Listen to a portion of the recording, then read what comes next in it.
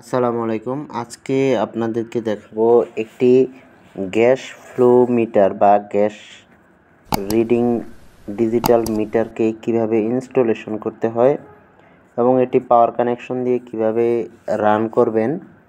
একটা digital meter, আগের যে মিটারগুলো ছিল এগুলো কিন্তু অ্যানালগ মিটার ছিল, আর এটা দেখেন এটা হচ্ছে ডিজিটাল মিটার। এটা কানেকশন করতে হবে এই জ্যাকের মধ্যে।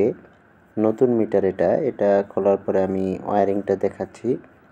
এইখানে এটা হচ্ছে ব্যাটারির লাইন, একটা রিচার্জেবল ব্যাটারি আছে। এখানে 24 ভোল্ট পাওয়ার দিলেই ডিসি 24 ভোল্ট পাওয়ার দিতে হবে। দেখেন এই যে এখানে 1 এবং 2তে আছে 24 ভোল্ট পজিটিভ এবং 24 ভোল্ট নেগেটিভ।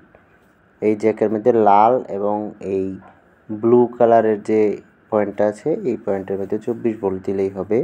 এই দেখেন আমি দিয়েছি লাল এবং নীল তারে 24 ভোল্ট পজিটিভ এবং নেগেটিভ দিয়েছি, এবং রিচার্জেবল ব্যাটারির কানেকশনটা দিয়ে দেবো এখানে।